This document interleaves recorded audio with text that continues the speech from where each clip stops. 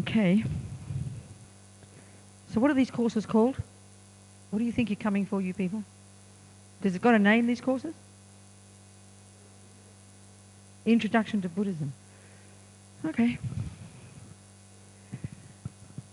I want to start just with a little prayer. It's in Tibetan, but it's if you think about it, a prayer is words, and words are thoughts, and Buddha's into thoughts in the mind. This is his expertise, and much of what we're going to be talking about is the mind, Buddha's view of the mind, Buddha's model of the mind.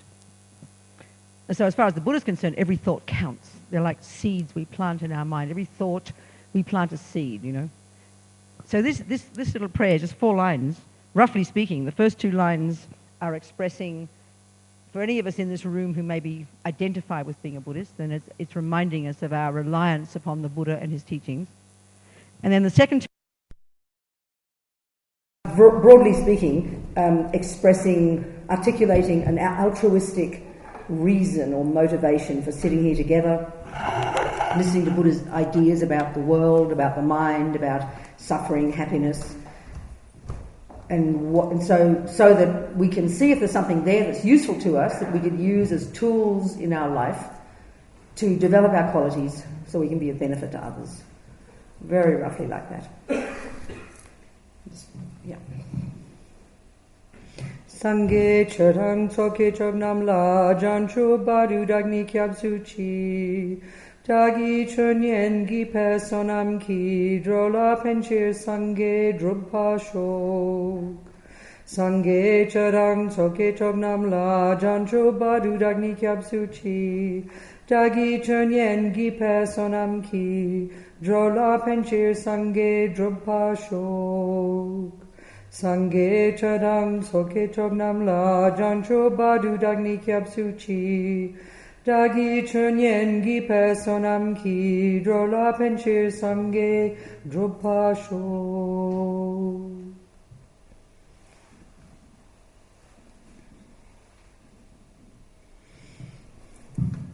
So why would you want to listen to what Buddha says? And even more, why would you want to bring it into your life? Why would you want to integrate it into your life? What's the point, you know? Well, speaking from the sort of the big picture point of view, and we're going to try and cover the big picture during this course, you know. The Buddha's got all these very clear ideas, very clear views of what our potential is as human beings. And if we compare this with the usual way we tend to think in our materialist world, you're going to see that Buddha's got quite radical views. In fact, they seem insane if you hear them, you know, all these words of enlightenment, all this business, you know. So his view is, as I said, quite radical. He is saying that every single living being, every one of us, every sentient being, every person, every being, has this innate potential to develop our positive qualities. And he would say to perfection. Now, my Catholic mother was shocked when she heard that. It sounds very arrogant because only God is perfect. Well, the Buddha is saying, this is where he's a major different point. If we compare it with all other religious or spiritual views, pretty much, the Buddha would say every being just naturally has the potential to develop the positive qualities to the fullest degree. And we're going to go into great detail about just what this means, you know. And you're going to see it's quite outrageous what he's suggesting we're capable of, you know. So implied also there, and he says we also, alongside this, and this is part of it, have the natural potential to completely rid our minds, rid ourselves of what we would simply call all the neurotic negative qualities, you know. And again, this sounds pretty extreme, pretty radical. And this is really the essence of what we're going to talk about, this view of the Buddha and his methods of how to accomplish it in this course, you know. The word Buddha, in fact, the word Buddha in Sanskrit implies this. The first syllable, Buddha, and it's actually the Tibetan equivalent, Sangye. So the first syllable, Bud or Sang, implies the complete finishing, ridding in our mind of all the negative qualities. And the second syllable implies the complete development of the positive. This is the meaning of the word Buddha, or this word enlightenment. These words, you know. That's the first point. So, okay, before we even start talking about what Buddha says, it's extremely important, and I'm going to remind you of this 1,000 times a day, how to listen to this stuff. So, we call it, mostly because, you walk in here and you have prayers and you see a person called a nun, we call that religion, isn't it? This is not math class. And so because it's called religion, we tend to think, and this is mostly the view of most religions on this earth, religion is something you believe in. It's the commonest word. You're going to see, we'll all use this word. I won't use this word, but it's very common. We'll use this word a lot. Believe. Believe in something.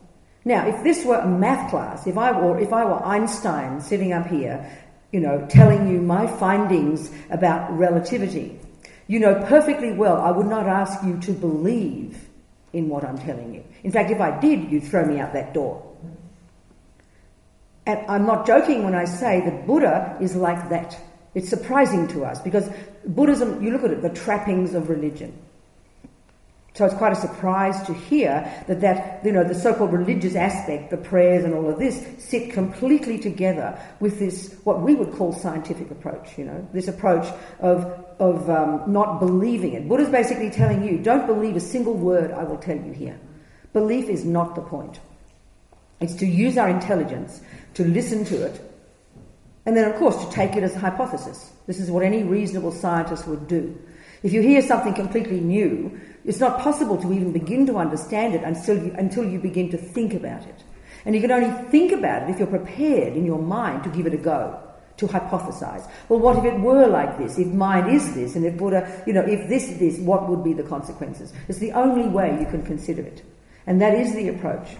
But I think it's interesting, in our culture, we're kind of intellectually lazy. We like to be scientific when it comes to maths and technology and cooking. But religion, we'd rather sort of just get a little kit bag and go around shopping and put things in there and say, oh yeah, that's my beliefs, But that's being intellectually lazy. So the whole Buddhist point is to be in touch with truth. And why? Not because he says it's this way, but because if you're out of touch with truth, if you think 2 means 3, you're going to be in big trouble. You're not going to communicate with anybody, you'll argue with everybody, you'll never get what you want. So Buddha's dealing with truth, with wisdom. So he's very content to tell you that he thinks he's right. Along with the Jews will say this, the Catholics will say this, the communists will say this. But usually the big problem is what comes after that is, and you'd better believe it. But that's not the Buddha's view. Because, Buddha's saying listen to it, think about it. If you want to, put some of it into practice, and then you find out for yourself whether there's any experiential implication of it, if it actually does anything. And if it's just a bunch of ideas in your head, excuse me, you should go into the office right now, knock on the door, get your money back and leave. You're completely wasting your time. If it's just a bunch of beliefs. It's just intellectual nonsense. So every word that you will hear in this room, the Buddhist approach is that eventually you can prove it to be true. And as the Dalai Lama points out continuously, if you can actually prove from your own experience, as and when you try these things out, that the Buddha is wrong, then you must reject him. This is the Buddhist approach. But I think most of us are intellectually lazy and we'd rather just believe. You like something, oh yeah, I like karma. Oh, you've past lives, that sounds okay. I'll believe in that. And we leave it there. But it's not helpful. Nothing changes. It's like saying you believe in 1 and 1 is 2. I'm very happy for you. But if you don't go and practice it and prove it to yourself, what good is it? It's just a bunch of ideas in your head. So the things you're going to hear here will sound just like religion. Mind, not physical, past lives, all this business. That sounds like religion, isn't it? But, what I'm going to be doing is giving you the methods for how to think of it in an intelligent way, how to hypothesize it, how to use it. And then it's up to us. Buddha doesn't care, It's got nothing to do with believing, nothing to do with trying to, he's content to say, like Einstein. Einstein, when he has done his research, he's then prepared to tell you about his findings. But he's not going to get upset if you just say, oh, I don't believe that. He'll ignore you. But it's up to you then. He gives you the information, and then it's up to you to go and prove it. The onus is on us. We are the boss, not Buddha. It's so important to keep this in mind,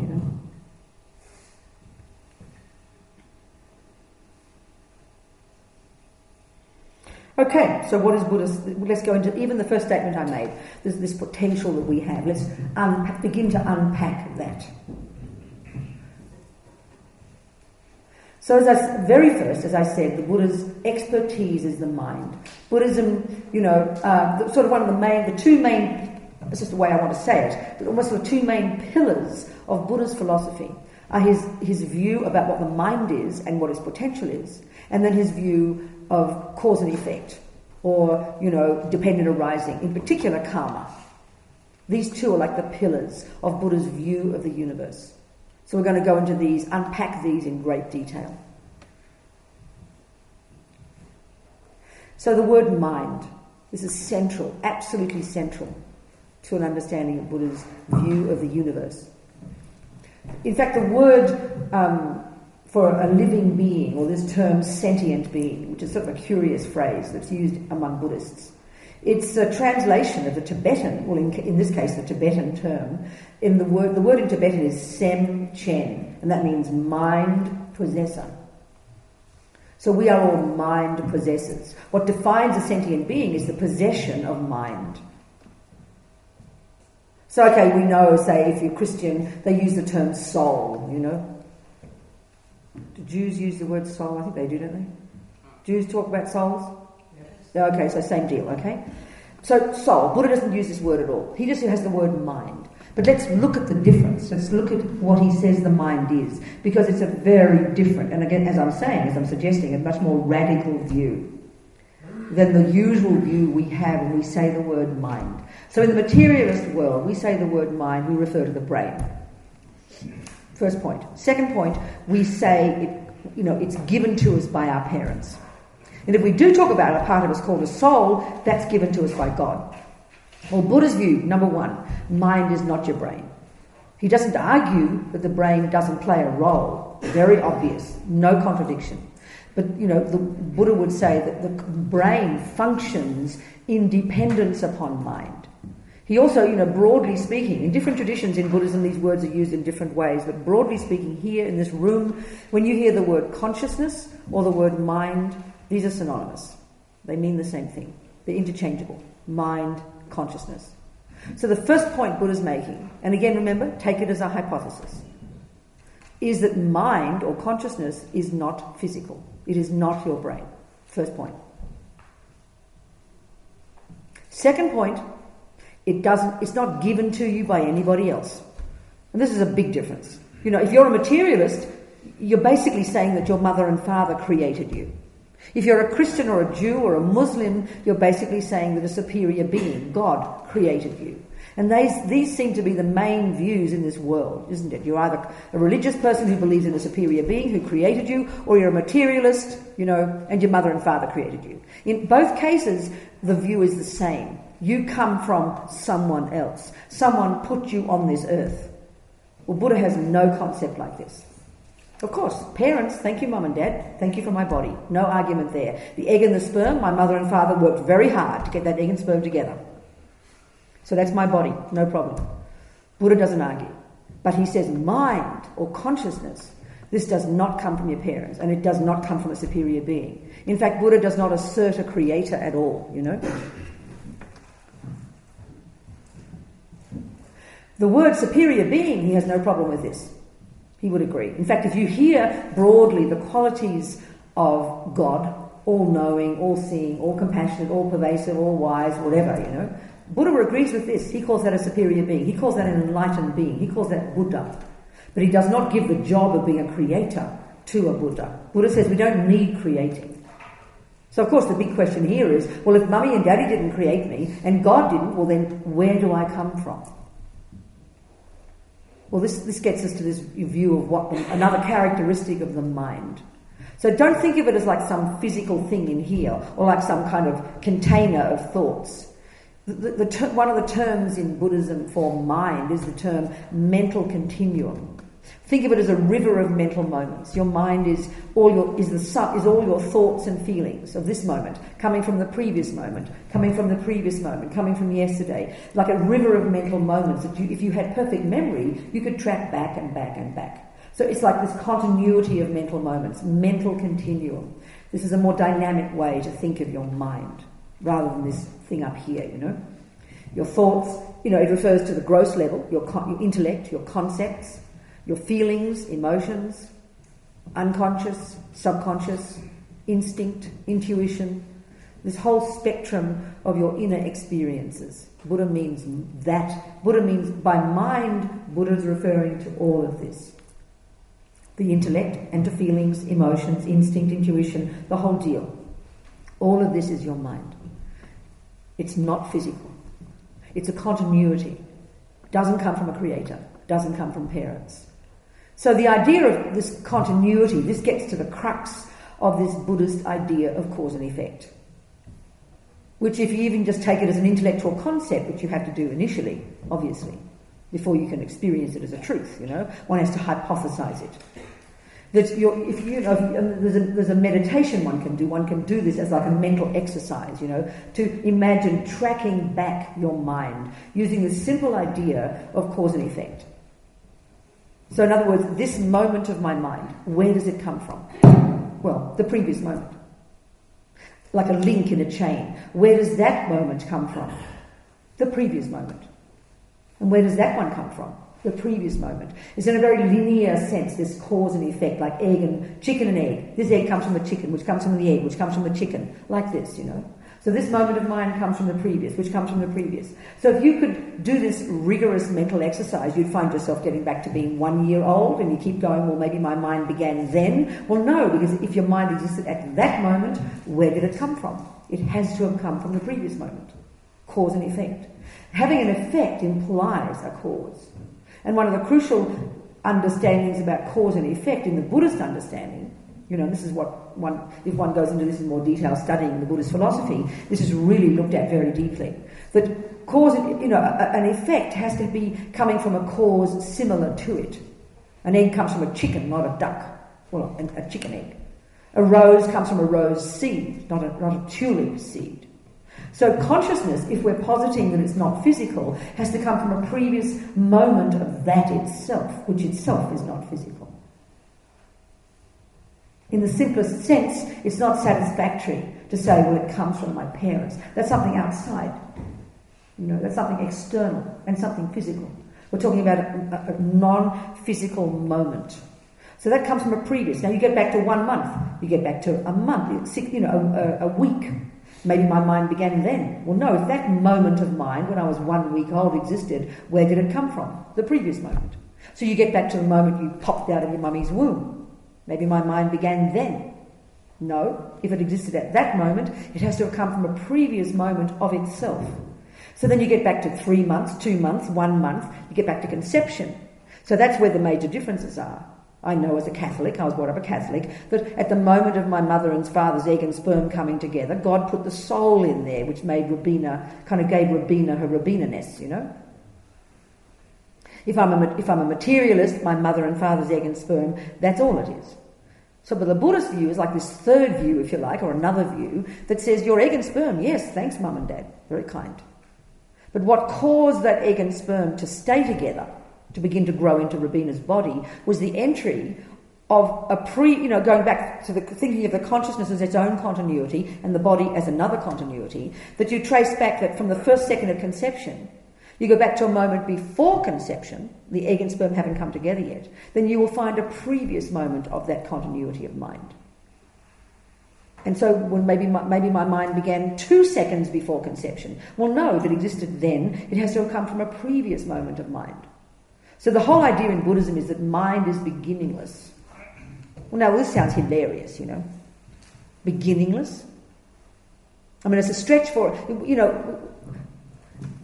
the idea of beginninglessness, I think we don't mind if we think of God. God is beginningless. God has no cause, we say. I don't know how Jews talk, but I know as a Catholic, I was taught that there is no cause of God. God has always existed. Well, in a simple sense, that's what Buddha is saying about every single individual mind stream, every single individual mind. It itself is beginningless. In other words, we want a beginning, but we think, but there must be a beginning. Buddha's saying, don't be ridiculous. What do you want a beginning for? There's no rational reason to want a beginning. But instinctively we think there must be. We don't mind that God is beginningless, because we put him above everything else. Well, Buddha would the laws of cause and effect refer to Buddhas, enlightened beings, and to ordinary beings, no difference. So the Buddha would say that consciousness, individuals, yours and mine, the ants, the dogs, because they're not just humans who are mind possessors. There's a whole spectrum of mind possessors, and we'll go into all this, Buddha's view. Every one of those minds is a beginningless continuity of mental moments. And he's really saying, logically, if you talk about cause and effect, it has to be this way. To assume that at one moment there was nothing and then suddenly something came, is completely irrational. It's just not logical. That every single individual thing has its own beginningless continuity of mental moments. Not mental moments, of moments. In fact, the Buddha would say there's two types of phenomena that exist in this universe. Matter and minds. That's it. And matter, in the kind of, which is similar to the medieval kind of tradition in our European scientific view, these all those people back then, whatever their names were, I forget. But the Buddhist view is similar. They're made up of the four elements. Matter is made up of the four elements. So in one of the particular strains of Buddha's teachings, in the more esoteric teachings, and this is the same, they talk about matter is made up of the four elements. And the four elements are subsumed down to the subtlest level of being the subtle, like a wind energy, the subtlest. So even the beginning of this universe. The Dalai Lama over the last 20, 30 years has been having many really amazing discussions with some of the best brains in contemporary science, and they mostly have been published. They're called, the organisation that runs them is called mindandlife.org. You can see on the web. And I remember and there's many much really good stuff published about these, the conversations between the Buddhist views of the universe and the materialist views, the scientific views. But I remember, and I'm just paraphrasing now, in one of those discussions, the Dalai Lama said something like, Big Bang? No problem. Just not the first Big Bang, that's all. So, the idea that this, I don't know anything about the Big Bang, but the assumption is that this universe came out of it. But the Buddhists would say, no problem, of course. There's a relative beginning to everything. If we track back this mug, of course there was one moment when the clay was heated and the varnish was put on it and the drawings and the handle was stuck on or whatever, and it became this mug. But the stuff that the mug is made out of came from something before, and that came from something before, and that came from something before, and you can always keep tracking it back. And so even if you think of the universe going back to the first moment of the Big Bang, well, the Buddhist view, roughly speaking, it was the subtle wind energy, the air energy, the subtlest of the four elements, which had come from previous universes, You can't have it. So matter is also beginningless in this logical sense of cause and effect. Whatever exists has to have a cause similar to it, not coming from anything outside. The outside can play a role, but it's only a secondary factor. The main cause of every individual thing, including a mind, is something similar to that. It's got its own continuity, its own entity. This is roughly speaking. But the broad idea I'm making here, which we're going to explore and unpack, as I said, over the 10 days, is this idea of the mind. Your consciousness is not physical, is not created by anyone outside you, and it's beginningless. And it has this marvellous potential for perfection. And so to say why a person is a Buddhist then, from the big point of view, the big picture point of view, the reason for a person to work with Buddhism in their life is to utilise the methods based upon Buddha's view of the universe, the view of mind, karma, blah, blah, blah, to then develop that potential. That's the basic idea,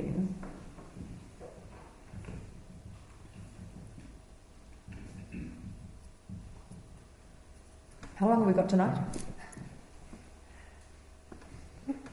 How long? As long as you like. Oh, really? Okay, so far, then, mind, consciousness. So, as I said, the Buddha's view would be that it's not just humans who have mind. So if we're using the equivalent of other religions, as far as Catholics were concerned, and I suppose it's others, the same with most Christians, maybe Jews, I don't know, that humans have a soul, but animals don't, for example. Well, the Buddha would put us all in the one big basket. We are all mind possessors, but just different, obviously, different levels of mind. And then animals and the little tiny creatures in the sea and the fish and the miniature little beings who live in our body and the big elephants, all of these are, and we can call them animals if you like, they all are mind possessors. But that's just two. There are many other kinds of beings that Buddha would assert exist. Gods, subtle light bodies. It sounds like Christian heaven, you know, or the way the Muslims might talk about paradise. Hell beings. Buddhism talks about hell. Spirits. There's a whole spectrum of types of mind possessors. This is what Buddha's saying. We're going to go into this and see the relevance of all this, you know, to try and kind of unpack it and understand it and see the logic of it. So Buddha's view of mind, like I'm saying, is very radically different. It isn't physical. It's got this phenomenal potential. It isn't given to you by anybody else, and not just humans have one. Which is one of the reasons why Buddhists would attempt not to harm any living being. If you see a little being moving, don't harm it. It's a sentient being. Or a mind possessor. So what is this potential that Buddha says we have? You know, it's really quite simple. It's not complicated to speak about it. And it seems initially quite simplistic, you know. The Buddha says that the potential we have, this potential for Buddhahood, enlightenment, the development of the positive qualities. Well, positive qualities, we all know them. They're not rocket science. You hear the word love, kindness, wisdom, joy, contentment. We hear those and we go, yes, more of those, please. Whether you have them yourself or if you're on the receiving end of them, we know they're nice. You don't complain if someone is loving. Well, you do if they're all over you like a rash and you don't want them to love you. Then it's different. That's called attachment anyway. And then we have the negative qualities, which Buddha says we can completely get rid of. So we all know those too, you know, anger, fear, depression, low self-esteem, anxiety, jealousy.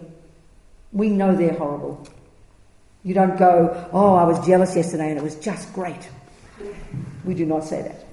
So in the simplest way, this is the stuff that Buddhism is dealing with.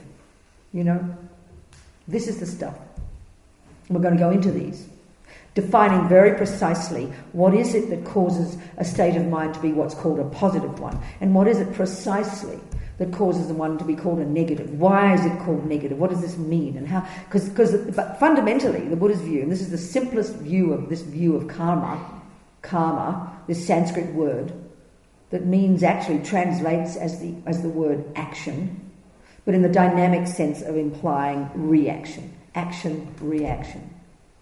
You know, the simplest interpretation of this law of karma, and law is the right word.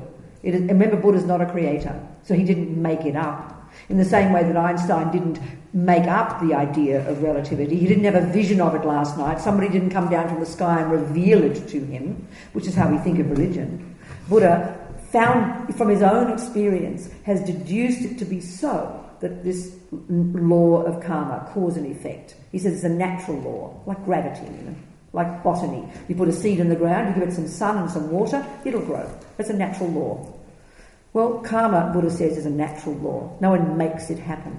There's no person out there pulling the strings. There's no creator out there making it happening, you know. No concept like that in Buddhism.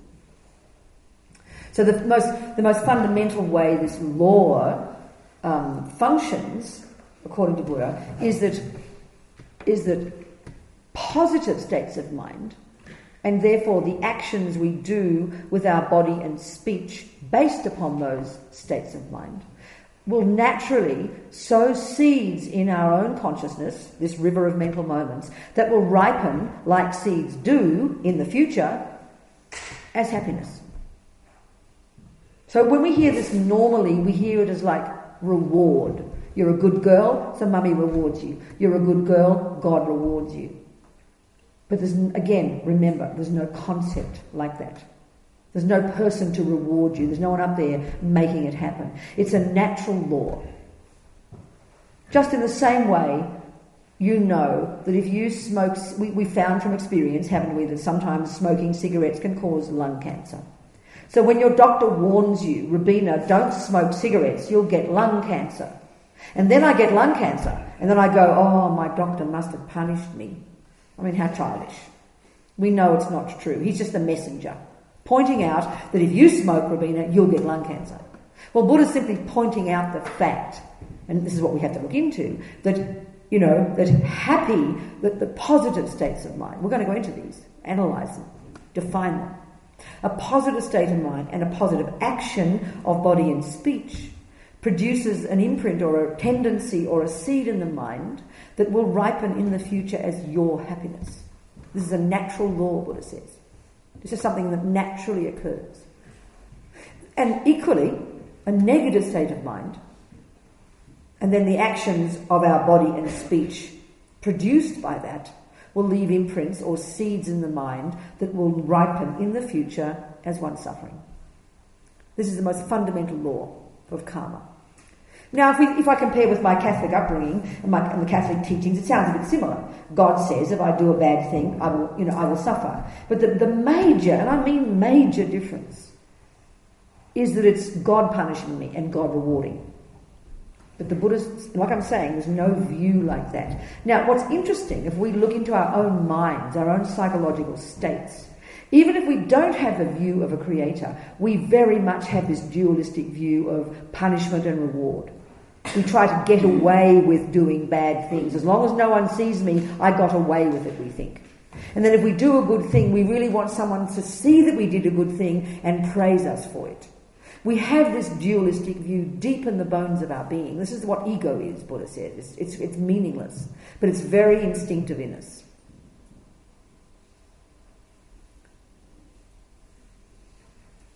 So it's childish. When it comes to ordinary daily life, like smoking cigarettes, you think, well, as long as my doctor doesn't see me smoke cigarettes, I won't get cancer. And what's fascinating is when we come to morality, which is the area covered by religion, we become children. We become like children. You get my point? When it comes to ordinary things, we know very well if you eat certain food, you get a bellyache. You know, the food maker didn't punish you. It's just the natural consequence of eating certain food. So you take it, you know, you become accountable. And you realise whether somebody sees you eat it or not has nothing to do with it. It's a natural consequence of eating the bad food. Or if you eat good food, it'll make you healthy. These are things we do understand, and we try to be accountable, not blame other people. Okay, we can sue Marlborough if we want. But this point of accountability is the real one about karma. And all the more, and we're going to go into all of this, all the more, you know, at a deeper level, this law of karma is that even whatever we experience, so, you know, okay, so if we're thinking whatever we do now leaves seeds in our mind that will just naturally produce our future experiences, then whatever we're experiencing now is the fruit of our past experiences. And so, in fact, this view of karma it's just a word I'm using. It's not the way they talk in Buddhism at all. It's almost as if it's Buddha's creation principle. If you want to say, well, you know, when I was a Catholic, I learned in my catechism, who made me? Well, I said, God made me. Well, you know, if you're talking from the Buddhist point of view, who made me? Well, Buddha says, honey, you made you. That we are the producers of our own experiences. Now, when it comes to physical, ordinary things, or like creativity, or learning to be a good gardener, learning to be a good musician, we know that's true. Why are you good at piano, Robina? I will happily own responsibility and say, because I've practiced hard for 20 years. I will thank Mozart for writing good music. I will thank Mr. Steinway for making a nice piano. I will even thank my teacher. But I know I'm the central person, I'm the central player in that. You get my point, people? We are happy to take responsibility. We're happy to be accountable when it comes to having a fit body. You know it's because you've worked really hard, eating that good food, going to the gym, doing lots of running. Now you've got nice muscles like Arnie Schwarzenegger. You know you're the person who did it. But look what we think when I say, why are you angry, Robina? Well, it's his fault. Again, we become like children. We don't like accountability. We have this dualistic view, which is very much how we treat our religion. And we seem to get it from our religion as well, as a vicious circle, you know. It's this blame mode. When it comes to being a good tennis player, I don't blame, it's like saying, why are you good at tennis, Robina? Well, it's my coach's fault. My mother's fault. She taught me. Excuse me. We don't do like that. We take responsibility. We're accountable. So karma is a very interesting philosophy, actually. When a person's using it appropriately, it's an incredibly profound way to be accountable. I am the fruit of what I've done. In the same way with my piano, my cooking, my gardening. If my garden is magnificent, I know it's because I worked hard to make it magnificent. It just didn't turn out like that coming down from the sky. If I can play piano beautifully today, I am honoured to be accountable. I remember the hard work I've done day after month after year to produce a piano player. So in that you can say you created your own piano player, didn't you? You created your tennis player. You created your gardener by doing it. Well, that's cause and effect. That's karma. Nothing special. It's not religious. It's practical.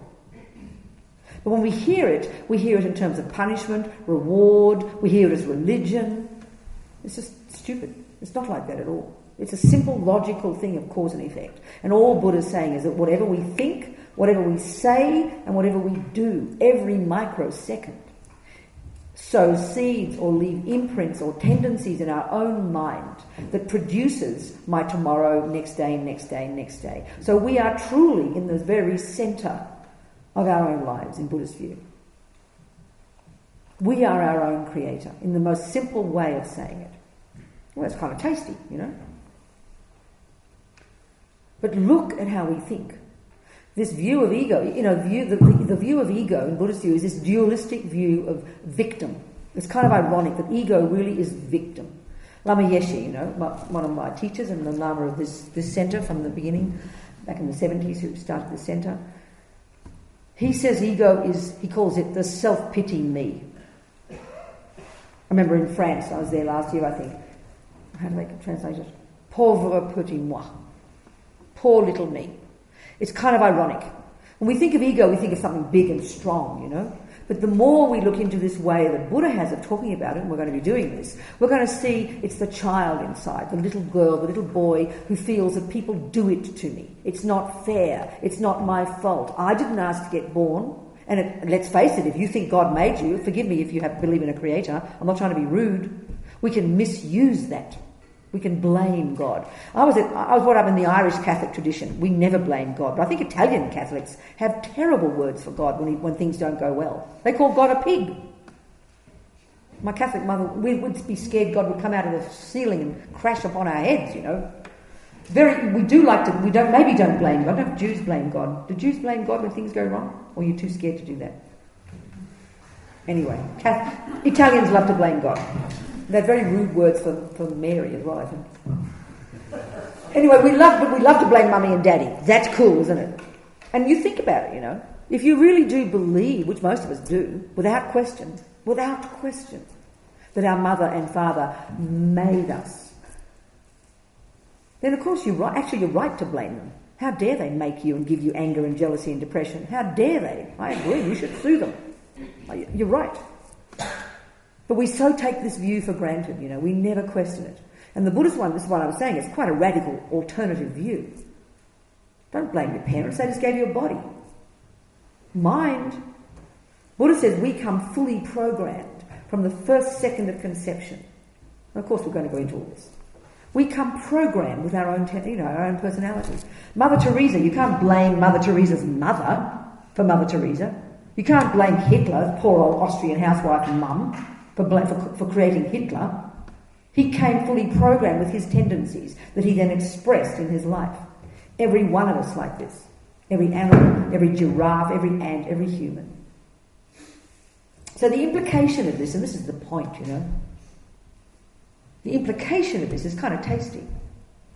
I'm the creator of myself. So in the simplest sense, yes, you are to blame, but for all the good stuff too. When it comes to karma, we love to talk about the bad stuff. We only talk about the bad stuff. We wonder, why do bad things happen to me? We never wonder, why do good things happen to me? Because we take it for granted. We're going to go into this too. It's kind of interesting that we should think this, So this view of ego that Buddha says we have is so locked up, so mixed with, so bound up in the idea of being a victim. And it's really the classic one. I didn't ask to get born. It's not my fault. It's done to me. It's so pervasive in our minds. In our whole life, you look at us. When we're suffering, in relationships, at work, it's always about blame, victim. I'm not being mean about it. I'm not being cruel. Look at us, we all recognise it. And the Buddha says this is the centre of our suffering. This is at the core of the way we suffer. There's this sense of hopelessness, this sense of not fair, this sense of it's done to me. What can I do about it, you know? And this is reinforced by all our materialist views, if you really look into it quite deeply, which we don't question.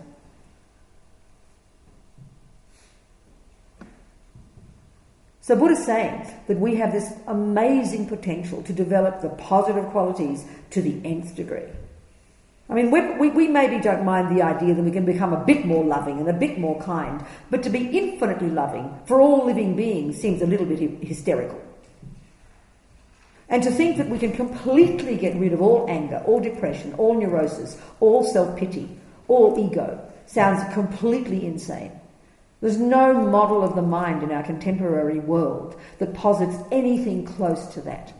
I think all the models of the mind, because they're all based upon the view of the brain, and they're all based upon the view that your mummy made you, assume as a truth that anger's natural, jealousy's natural, we're all born with it, what to do.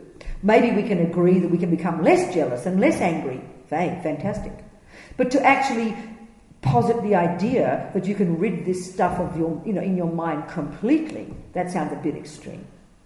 And I agree. It sounds crazy, But let's look at the logic of it, which is what we're going to be doing, based upon, the Buddhist whole package. Looking at the logic of how negative states of mind do not belong. They're not at the core of our being. One of the packages of Buddha's teachings, known as the Four Noble Truths, the third one is where Buddha basically states this potential. He states it in the context of suffering. The Four Noble Truths are in the context of suffering. The third one, which I think Buddha should have taught first, I like that one first. He says we can be free of suffering. When you flip that over, it means full of happiness, full of goodness, full of joy, full of all the, broadly speaking, full of all the positive qualities. In fact, Buddha would say, when he talks about the nature of mind, we'll go into this, that the positive qualities have a very natural relationship with mind. They are truly natural. And I'll explain this as we go. That they are at the core of our being, and that the negative ones are not. It's a very interesting point that he makes. Very tasty, But the negative qualities simply are, it's sort of like they're like pollution. We all know when we say the word water, we know that word refers to the pure, clear stuff. 2 bits of H and 1 bit of O. Well, you know what I mean. There's more stuff in there, I realise, minerals and everything. But just that general idea. What we mean by the word water is that pure, clear stuff. Now, we know it can be polluted. But we all know, without being scientists, that the pollution is an additive. It doesn't belong. It's not innate to the water. It isn't at the core of the water. Therefore, it can be removed. But it's as if, the Buddha's saying the views we hold of our own mind so instinctively, which I would suggest are supported by all our materialist views of mind, all the psychological models, is that this stuff is at the core of our being. Anger, jealousy. In other words, a rounded, reasonable human being is made up of a bit of love, a bit of kindness, a bit of joy, a bit of depression, a bit of anger, nicely balanced. That is the view I think we have. So to suggest Buddha's idea, it does sound extreme and it sounds quite irrational. And it's only because we've never heard it before, we've never posited it before, and certainly in our culture we have no methods for accomplishing this. And again, the views of mind are very different, So there's a lot of stuff to look at to really try and see the logic of what Buddha's saying according to the way he sees it. It's very interesting, The mind is naturally clear and pure. In other words, we can remove the pollution because it doesn't belong. And the point is, why would you want to do that? Really simple. We all want to be happy, mate. You do a market research in this room. I guarantee 100% answer, without being too clever and intellectual about it. We'll agree we want to be happy, and we will agree we don't want to suffer. It's a fundamental. It's something that drives every living being, Buddha says. And it's a reasonable drive, and what he is saying is it's attainable. And that's actually a very interesting point. You check. We all absolutely want happiness. We absolutely do not want suffering. And in fact, if you analyse it, every one of our actions, every single day, is in pursuit of this. We constantly make choices that, to avoid suffering, and we make choices to get happiness. So we never stop trying. But it's at the same time we would have a philosophy that says, don't be ridiculous, happiness is not achievable, you can't stop suffering. Well, if it's really true, and if we truly are being consistent with our philosophy, if we truly do believe it's not attainable and that suffering can't be stopped, well then why do we try so hard? Why don't we just live with it and accept? But we don't. We never give up trying to be happy, trying to avoid suffering. Buddha says, hey, go for it. Perfect. Perfect. All he says is, we've got the wrong method. He's not being arrogant, he's just suggesting. And this is, what a person would want to do is look into Buddha's approach to getting happiness. And it's actually quite simple. It's like deceptively simple. We are convinced that happiness is what you get when you get what you want. And you look at the actions of every living being, all the ants, all the giraffes, all the humans. That's the philosophy we have in the bones of our being. Our mother didn't even need to teach us this one. And this is what Buddha would call the samsaric philosophy. It's something ingrained from, he would say, countless lives of practicing it to perfection. This instinctive belief that when I get the nice things, that'll give me happiness. And when I get the ugly things, that gives me suffering. This is the logic, this is the philosophy of the universe. And Buddha's simply arguing with that. He says, and he's not being, this is the point too, he's not being moralistic about it. He's not saying you're a naughty person. He's simply saying, honey, you've got the wrong recipe. That's all. He's being practical. So, if happiness isn't what you get when you get what you want, according to the Buddha, what is it? Like I said, it's so simple it's embarrassing. Happiness is what you get when you give up the neurotic states of mind. Because they are the cause of suffering. It's very, very simple. But the most enormously difficult job to do, not because in its nature it's difficult, it's because we've practiced the opposite for so long. That's all. That's all. Habit. And habit means karma. The more you do something, the better you get at it. Whether it's piano or anger or believing, that happiness comes from the outside. They're habits we've practiced for eons, Buddha says. So we're talking about very deep habits. So slowly. But the principle is very simple. The logic is very simple. The philosophy is very simple. It's not moralistic. It's not like, this kind of one, punishment and reward. It's a practical thing that one has to own oneself and then attempt to live according to. It's up to oneself,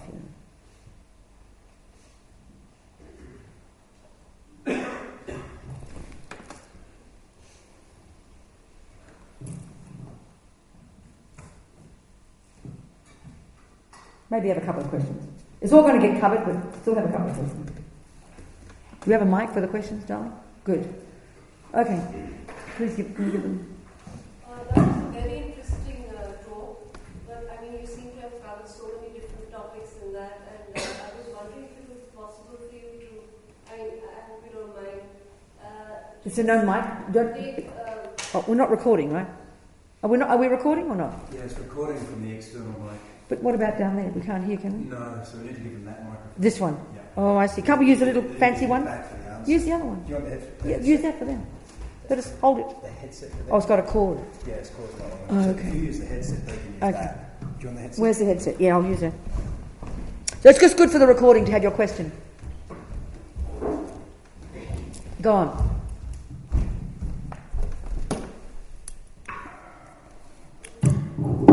Thanks. I'll just hold it. Okay. Go on. Yes. I was just saying that and you seem to have covered several topics in this one talk. And I was wondering if it would be possible for you to, I mean, for the future talks, I hope you won't mind, but to just go a little slower and take one topic and then give us a chance to kind of interact with you and then take up something else. Would that be possible? Because I have so many questions I would like to ask you. Well, that was my, I'm speaking half the pace of normal, and that was my intention. I just discussed really the mind. But we're going to, these things... No, but even while discussing just the mind, you have kind of covered a whole... I wanted to do that purposely, and then over the 10 days, we will go slowly each of the points. But it's a little difficult to remember everything that you've No, it won't. I'll repeat it constantly. Okay. I'll be saying the same things 1,000 times. Fine. So may I ask you a question Yes, now? you may. I mean, Please amongst do. the several that I do Please have in do. mind. Yes. When you talked, I mean, that is actually very radical to say that we are the creators of ourselves. But taking just the Buddhist philosophy on its own, is that not a contradiction? Because Buddhism believes that suffering comes from giving importance to the self, all right? So given a kind of a radical concept like that we are the creators of our own minds, and yet at the same time you're also saying that it's something that's, when you're saying cause and effect, but you're saying that there's no beginning, there's no end. Then how can we be the creators of our own minds? Because there has to be something before that. I understand. Before that. Okay. Okay. The first point, you implied the Buddhist view of emptiness, that there is this view of no self, okay? Which if anybody has read anything about Buddhism, you can't help but read about that. So yes, Buddha, but the point is this, really, and we're going to go into this. The Buddha is saying that things exist at a conventional level, and then things exist also at an ultimate level. And so ultimately, yes, there is no self. We'll go into this, but it does not contradict at the conventional level. There is Robina, there is Fred, there is table, there is good, there is bad, and we're talking here conventional, and not to confuse these two. And I think this is one of the commonest mistakes we can make, to get the ultimate and the conventional mixed up. And then we become quite nihilistic. There is no self. Therefore, I mean, there's nothing further to say. You might as well just go home. But conventionally, there is a self, and that's where cause and effect comes in. That's where the play of karma. Every split second, we do something and it brings a result. When you sow a rose seed, it will bring a rose. We see this, and this is the conventional level of reality. We're going to go into all this. It'll all unfold. But a good question. For a rational mind, since everything else seems to have a beginning and end, and for somebody who doesn't necessarily believe in God being the being timelessness or whatever, or being without a beginning, then for a rational mind, it's difficult to conceive how there's always something before something else, and then there's never a beginning. I understand, because I think we have a view that there has to be a beginning. But if we analyze this, if you have the view of cause and effect, the simple question is, how can you have a first cause? The logic of cause and effect collapses. You cannot have a first cause. There's no such concept. It just doesn't make sense. So we're just talking even intellectually here to sort of train our mind to think this way. It's not rational to think that there can be an absolute beginning, because what was the cause of that? Take God out of it. There would never be anything. So the idea of cause and effect implies beginninglessness. It's a fresh way to look at it. I agree. Listen, we don't remember most of today. Forget about one past life. So to have the idea that Buddha's suggesting that every one of our minds goes back to beginningless time and we've had millions of lives is laughable when it comes to experience. But as an intellectual proposition, it's not illogical. So we have to remove our feelings from it initially to get used to thinking this way. And eventually, this is the point, the Buddha would say, and I haven't discussed this about the mind yet, as you said, I've already discussed several points, but I'll say one more point about the mind. That, we have the capacity to access extremely subtle, more refined levels of our mind that in their nature can see past and future. That's another whole discussion, and we'll go into that as well. And this is where we can prove these things to be true. We have to be able to prove all this experientially, Buddha says, and he has all his methods lined up there to prove all of this to ourselves, not just to believe in it. All the methods are there. But we'll go slowly through things. Is that enough for now? Okay. Someone else. Yeah, sorry. I also have a question about cause and effect. Because I want to know how choice gets into the picture. Because when you talk about it, you sort of change or switch between talking about this cause and effect in a very active way or in a very passive way. Like we are programmed with a personality that's so passive, and we are self-made that is so active. And if some action is only a product of a previous action or of a cause, how can it be chosen? I understand.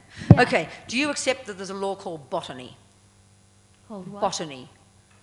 No, Whatever, I don't know. things grow. You put a seed in the ground. Oh, yeah. Yeah, okay. Yes. So, okay. Do you agree that that there are laws, that a rose comes from a rose seed? Yes. Do you agree with that? Of course. Right. Yeah. Well then, so that's a simple law. It doesn't mean you can't pull the seed out. It doesn't mean you can't give it extra fertilizer to make it bigger, but you can't change it to a tulip. So if there is, okay, more simple even, if there is a rose, you know it comes from a previous seed, don't you? Yes. You agree?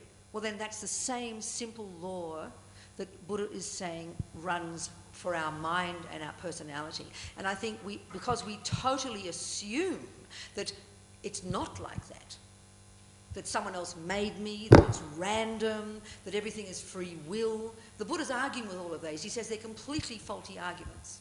We can go into it all. We will do it slowly. But then what can we do? You have choice. That's one of the options you have. Yeah, but if I do have choice, Yes. then one cause can have several effects. Absolutely. Of based course it on can. my choice. Of course it does. But then Millions of options. But then the argument falls, because then you cannot say that one effect has one cause. What? Because yes, then you can. the effect No, can have you several Well, you causes, can. We'll go, you know? we'll go into it in more detail. But Okay, in general, okay. the point you're making is because what you are comes from previous causes, you seem to think that gives you no choice. I mean, would you agree that the music you play today is the result of the playing you did yesterday? It can't be from anything else. It's not magic. It didn't come from the sky. It just didn't come from nowhere. One day you put your hands on the piano and Bach comes out. I don't think so. So you accept that. Well, think of your personality in the same way. You don't mind about being music, then, or gardens, well, why not your anger and your jealousy and your kindness? There's no difference. Same. It's just a habit. You're angry, honey, because you've been angry before. You play piano because you played piano before. You kill because you've killed before. It's a very simple concept. And we accept it when it comes to piano and gardening, but not when it comes to personality. And that's the disconnect, I think. That is something interesting to think about. I just think with plants that cause and effect is two different things, and here cause and effect is the same. Sorry, what's that point mean? What's that mean? Just that the mind is both the cause and the effect, and that mind is a term just to give into the whole. Like garden is a term you give to the seeds, the fruits, the everything. Well, mind is just a word we give to all your anger, your love, your jealousy, your kindness, your music, your art. It's a very big word, you know, for all the bits and pieces inside you, which is called your personality. Okay. I'm still not sure that I... Well, darling, you just heard it once. Give it time. I will. People listen to this stuff for 30 years, go study it in the monasteries, and then go meditate for 30 years, and that's just one life. So this is perfect. Keep trucking. It's great. Yes, behind. Okay. Hi. I would like to ask you how to think about responsibility for... Can you hear her? Can you hear me? A little bit louder, darling. How can you think about responsibility for one's character, one's action? In the case of, for example, a child Yes. who is in a family that's extremely abusive. Right. when Exactly. parents are, I don't know, something awful, Sure. physical abuse or something. I understand, darling. If you do not, if the child is fully responsible for creating themselves, I understand. how do you not give any blame to the parents, or how do you think about that? No, we're going to go into that in more detail when we go into karma in more detail. I've just talked about karma in the simplest of simple ways as a principle. We'll unpack that gradually. There's no point in going into that yet, but I will unpack that, I promise. But, by the way, you could have asked the same question. How can a child who's brought up with a really wonderful family, who are loving and compassionate, how can that child be responsible? It's the same argument. But we tend to only ask it for the bad things, which is a very interesting point. You're going to see, as we talk about it, you'll see. We tend to take the good for granted, but we think bad shouldn't happen, but good should happen. But it's like thinking my garden should have flowers, and how dare I get weeds? Botany refers to flowers and weeds. The law of cause and effect refers to happiness and suffering. We'll go into this. It's a very interesting another point. question that could be answered related to that? What, darling? Can I ask a second question? Of course you can, yes. So my second question was, I didn't quite get why the positive qualities are intrinsic and No, they I know, we'll belong go into to this us, too. and why the negative We'll go into ones- this too. I'm just, Okay. all I'm doing here is giving an overview. Like Yeah. she said, you know, I'm just touching on some of the fundamental principles: continuity of mind, non-physicality of mind, the potential for the mind to be perfect, and the law of karma. These are the sort of the pillars of the stuff that we'll now, the rest of the 10 days will be unpacking these two things. Wonderful. Okay. I just think the big picture first is always kind of a nice way to start. Then we can unpack it all. Yeah. Thank you. I was originally going to ask about karma, but since you're going to go into that later, I have Yes. another question. Okay. You've been commenting a lot about how Buddhism is much different than different religions. It's not so much a religion. In the sense that there's no creator, in the sense that it's not a question of believing, and in the Right. sense that you have to verify it and prove it for yourself. In those ways, I would suggest it's quite different. Correct. I was wondering, could you touch on some of the similarities between Buddhism and different religions? Oh my gosh, I think you can see them already, you know. Oh, Compassion, absolutely. wisdom, kindness, benefiting the world, interdependence, love, forgiveness, generosity. I'm not kidding. They are the similarities. Right. I think the major points I was bringing up were the differences, because that's the entry into what we're going to be discussing, you know, just as a reference point for us. All that other stuff. Well, there's a nice analogy in Buddhism. A bird needs two wings, wisdom and compassion. So right now what we're discussing, the wisdom wing, which is sort of the nuts and bolts of Buddha's view of the universe, the mind, what our potential is and how we can change. So really what we've begun to talk about is the wisdom wing. It's the compassion wing, I think, where you're going to see the exact same. I mean, if you met a really good communist, Jew, Muslim, Catholic and Buddhist, and they didn't give you their label, you would just see people who are the same.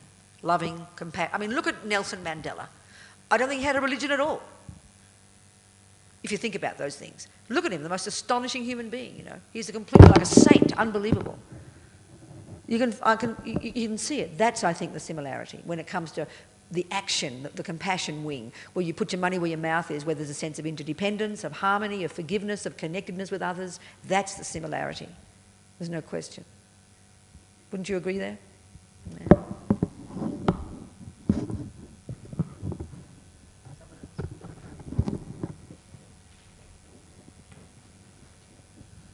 Yep.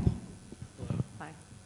The one thing that I seem to have more trouble with than anything in Buddhism is the doctrine of no self. Yes. And it's seeming contradiction with not only reincarnation, but especially what it is that enters into I understand. parinirvana. This is her point. Exactly, I understand. And It's a huge one, and it takes. We're going to go into it, and we're going to talk about. I'll say it briefly now, but it really takes time to see how there is no contradiction. So, like I said before, you know, the Buddha's view. He talks about there is conventional reality. And then he talks about how things exist conventionally in the world, day to day. And we've only talked about that at the moment. That's how we're talking. you know, so what's your name? Jason. Jason, there is Jason. You're not called Robina, right? No. You're not called a girl. Okay, maybe you were once, but you're a boy now. Is that true? I'm a male. There you go, you're a man. You haven't got black hair. You do wear glasses. You have a beard.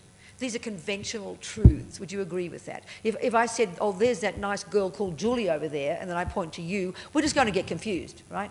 So we do exist in an ordinary conventional world where words have meanings. That's the conventional world. That's the level we're talking about here. And Buddha's talk about no self doesn't contradict any of that, although initially it seems like it does, but it does not. It in fact means the same thing, but that takes time. But we'll go into it. I didn't want to begin to discuss ultimate yet, but let me just say that.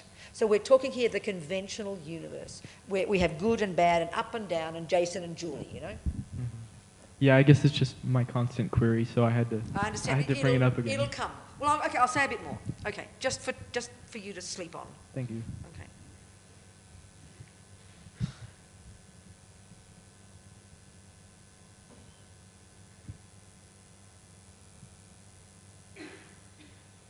Okay. Look how we think about I. You know, you think of I. Okay, I'll say my eye, okay? Would you agree I have a nose? Sure. And I have an ear? Yeah. And I have a foot? Mm-hmm. Okay, so then how many phenomena did I mention there? 3. No, how many 4? altogether? I is one of them, isn't it? Yeah. I have a nose, foot and ear. That's 4 phenomena. Would you agree 4 phenomena? Yeah. So point out those 4 phenomena. There's the eye, there's the ear, there's the foot, and where's the eye? Straight away it's confusing. Where's the eye? So I, in a simpler sense, is just a term we use to cover all the bits. But how we think is that there's a little I in there. There's a little kind of secret, self-existent Jason who owns a nose and who owns an ear. Now, okay, this is the point. The Buddha would argue very directly with the Hindu view that there is that called an Atma, or a soul in the Christian or Jewish terms, that we do believe there is a part of us that's called a soul that owns a nose and owns an ear. And Buddha would simply argue that that part doesn't exist. He says that's an exaggeration of Jason. That there is Jason, here he is, holding the mic, talking.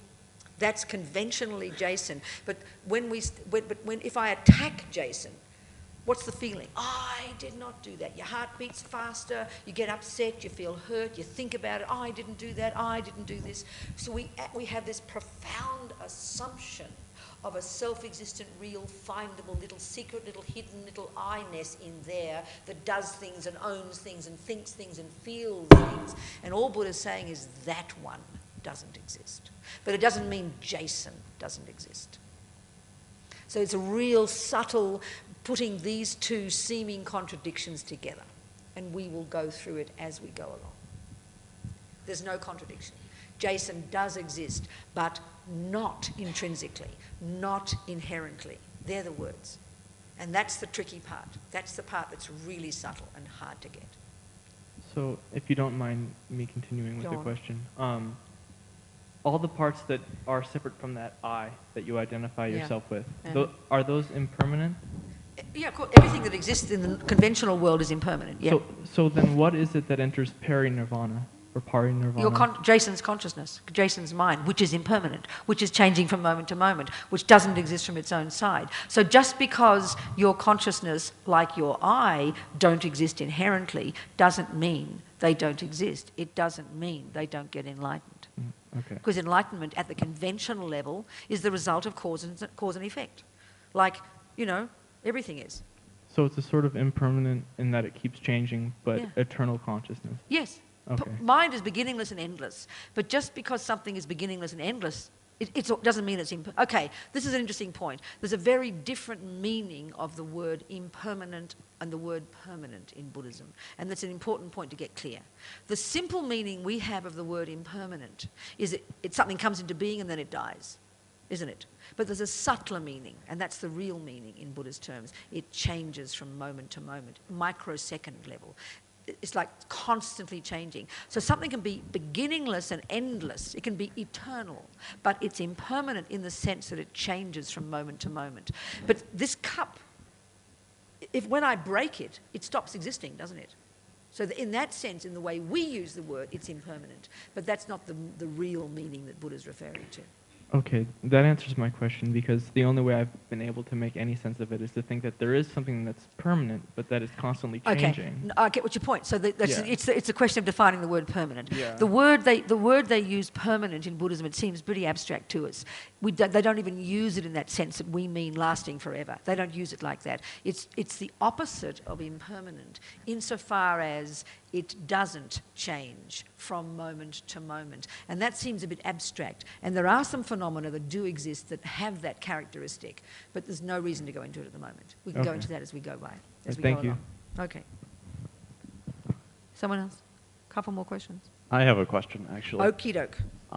So you've labeled certain emotions or like mind states as positive and certain ones as negative. Mm-hmm. So how do we go about actually eliminating the negative ones and not just repressing them and diluting Good point. ourselves? That's the key thing. If you think about it, in our world, we have two modes. Vomit it all out, live in denial, don't we? We can see, that's it. But this third one, which is the one that Buddha's suggesting, and he didn't invent this, it's called introspection. It's called really becoming familiar with your own workings of your mind, which is where your meditation comes in, where you become your own therapist, as Lama Yeshe puts it. That's the job. So denial is insane. And vomiting out is insane. It's seeing it, being aware of it, and learning to work with it and change it. Being your own therapist is a really nice way to say it. And that takes time to learn, because let's face it, we never got brought up that way, But that's the whole point. That's the unique characteristic. Not unique. I mean, look at my own Catholic upbringing, the amazing history of these introspective beings up in the mountains. It's there. It's in there in all our cultures. But it's just that it doesn't filter down very much to our daily world, But it's absolutely, denial is the worst thing. But we are terrified sometimes to look what's going on. We'd rather live in denial. Or we blame everybody else, But that's why it's difficult. That's why it's hard work. Confronting our own stuff and not being guilty about it is really a difficult job to do. But that's the key to success. Does that make sense? Yep. Okay. Someone else? Yep.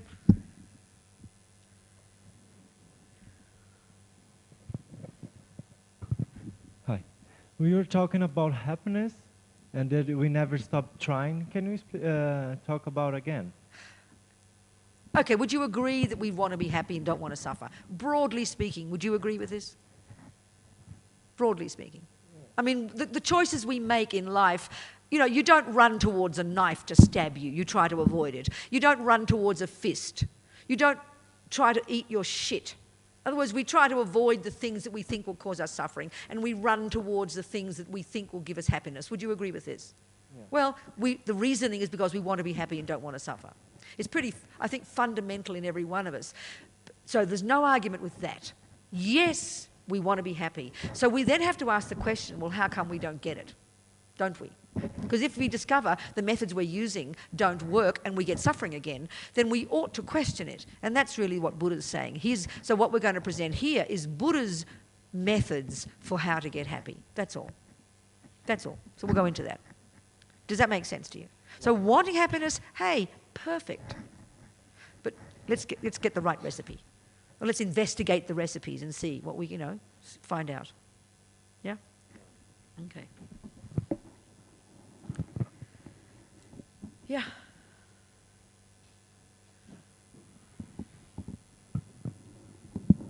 If the pursuit of happiness is so fundamental to us, then how does something like suicide fit into the picture? Where does something like suicide come from? Sweetheart, I think it's because we actually think it'll make us happy. The person who chooses to, because the suffering is so unbearable that you think by stopping that suffering, because even you could speak in a very passive way about happiness, it really just sometimes means the relief from suffering, doesn't it? We wish the suffering would stop. That's what is all-consuming, and I think that's a common reason why we would kill ourselves. It's because the suffering is unbearable and we can't see the way out. So I think we mightn't say, I'll get happy when I kill myself, but at least we think we'll stop the suffering, Don't you think? Yeah. Of course, we have to look into whether that'll happen. That's another discussion. I think it's enough, don't you think, tonight? Any more? Enough food for thought? Enough to sleep on, to dream about, to meditate on before tomorrow? Okay, so we're going to, from every night we'll do the same. I call it going into retreat mode. So from the time I walk out this room, you're in retreat mode. And what that means is you act like you're here on your own. You're probably sharing 47 people in a dormitory, I realise, but you know, you've got to act like you're here on your own. The way they say about meditators, they walk straight ahead. You don't look left and right, always checking up who's there and what's going on, you know. You're in your own thing. So that's the retreat mode. You become silent. You pay no attention to anybody. You don't have to be polite. You know, okay, you don't be rude to each other, knock each other over and ignore them, but there's no reason to have to think you've got to talk. It's a very strong compulsion for us if we're living in close quarters, you know. You're in retreat mode, which means, you know, the ideal scenario would be that you've heard this stuff for an hour and a half now. There's an awful lot of food for thought. The best practitioner would walk out the door, go to their room, sit down and go through every single point and kind of chew on it. This means meditate on it. Think it through, analyze it, process it, and get some kind of taste for it. That would be the ideal scenario. That's the best way to make the most of hearing words, you know? Because there's intellectual knowledge, and then there's the experience of those words. And like you know, when it comes to anything, you know, you can hear the theory of how to make a cake, but then you've got to put it into practice, and they're very different experiences, aren't they? But you've got to start with the theories, and that's the approach we're taking here. There's different methods of getting into our minds. The particular way we're approaching it here in this course is by listening to the Buddha's views about things. You then chew over that, you taste it, you analyze it, you think about it, you process it. That way it becomes an experience, you know. So that's the ideal scenario. So of course you don't have to do that. Maybe you're already feeling indigestion, too much food for thought. So you go and space out, look at the moon or look at the stars or read a book or go to sleep or whatever. But really, it's a really good experience to try and go into the retreat mode. And have you talked about all the silence business? I really like talking, by the way. I think talking's great. And we're going to have talking certain times, but I'm apparently really confined. We're not allowed to talk because there's another course going on in a couple of days and they don't like to talk, so we've got to be quiet too. Whereas I'd much prefer it if you talked every day, all day, but the big difference would be not to talk about the weather or politics, which is what we usually do, but to talk about the stuff you're listening to. Then you really make it worthwhile. You really make it tasty. You know, in all the Tibetan monastic universities, they listen to the teachings, then they have two methods of internalizing it. Meditating on it, thinking it, and then debating on it, discussing it. And it's very, very tasty. I remember when I was studying Buddhist philosophy, the lamas, the teachers would always say, 25% of your knowledge comes from listening, 75% comes from thinking about it and discussing it. So it really makes it a rich experience if you can use your speech for that. And if you got, you know, there are going to be designated places to talk, but don't talk. I'd suggest, if you're going to talk about the weather and politics, leave it for 10 days. Be silent. But if you want to talk about this stuff, then it makes it really rich, I tell you, very worthwhile. It really enhances the experience, you know. And in the Buddhist approach, you debate the stuff to pieces. You rip it to pieces. Do not have any sense of religious and you shouldn't question it. Nothing like that. Rip it to pieces. It's extremely important. So anyway, from the time we leave tonight, retreat mode, okay? And then I suppose you know all the rest of the schedule. I don't know. You've talked about everything, haven't you? Kunpen? What? People go to their rooms and go to bed and go to sleep. Oh, I'll give you some homework, okay? That's your first part of your homework. Be silent. The next bit of homework is, okay, 2 bits. And this will be the same homework every night. Before you lie down, no, when you lie down and before you gradually go to sleep, you be very conscious and you say to yourself, if I dream, may I see my dreams as dreams. And what that means is, and some of us can have this experience, that when you're dreaming, normally you're caught up in the story, aren't you? And then you wake up and you go, oh, it's just a dream. But sometimes when you dream, you can be conscious, can't you, that you're dreaming. People have that experience? Okay, hang on a sec. That's a really good thing. And there's a reason behind this, and we'll go into it gradually, you know. It's just to have this. Okay, the Buddha's saying, and this is the business about emptiness and about no self, that we are completely caught up in this bubble of this reality of this life. We don't question anything. The way things appear to us, we believe it's true. But what Buddha's saying, and this is what we're going to go into deeply, is that we see everything through the filter of our own neuroses, and then we believe it's true. We get sucked into our own little bubble of truth, you know. So even beginning to practice consciously dreaming, and it might never happen, but just before you go to bed, you make this choice, you make the decision. If I dream, may I be conscious that I am dreaming. It's a way of kind of loosening the grip of this neurotic reality, you know, the way we grasp at everything. That's the first bit of homework. Now the second bit is that, and you'll laugh here, if you wake up in the morning, but let's face it, we all believe we're permanent, don't we? We all assume, of course I'm going to wake up in the morning. But excuse me, you do your market research within a 100-mile radius of here and you go knocking door to door, tomorrow morning you're going to find many people who went to sleep and never woke up. It's called death. It's called impermanence.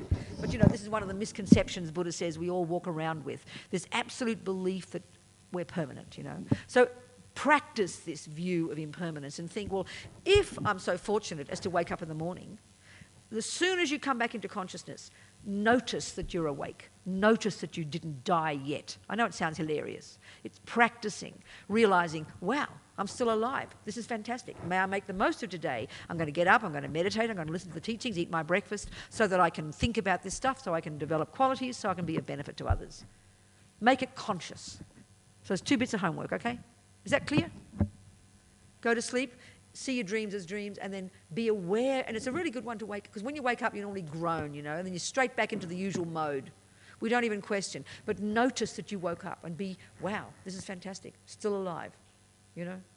May I make the most of today. Or your own words, whatever makes sense to you. Give you some energy. That's your homework. And then you're silent, I suppose. I don't know, it's still lunchtime, isn't it? I'm sorry about that. I wanted you to talk, but I'm not allowed to let you talk. But we'll work something out. Okay. I want to finish now with another little prayer, the end. I think of it as 2 bookends, one at the beginning, one at the end. And this little prayer is, and I'm really paraphrasing now, okay? But if you think about it, we've been sitting here like, what is it? 2 hours, isn't it? Oh no, 7:30. Hour and a half. Oh, it's only short. Hour and 20 minutes, all right? And taking this view that every thought I didn't say that, but there's one more point for you, sorry. Every thought is a karma. Karma means action. Every split second, no, I did say it, every split second of every thought we have had in the last hour and 20 minutes, every one of us, every one of them is like a seed you have planted in your mind. Now, most of us don't remember most of the thoughts we've had in the last hour and 20 minutes, but that's cool. You planted the seed. So delight in that and think, how marvellous, you know. May these, the new thing, this little prayer will express that. May these seeds ripen in the future in the development of my amazing potential for my sake and the sake of all suffering sentient beings. So I'll just sing 2 little prayers. Kewa jinyu tu dag lama sangye drugyune trowa chi kyang malu lupa Jai sala kupasho Cham chub sem chog rinpoche ma ke panam ke gyuchig ke panyam pa me payang gong ne gong du pelvasho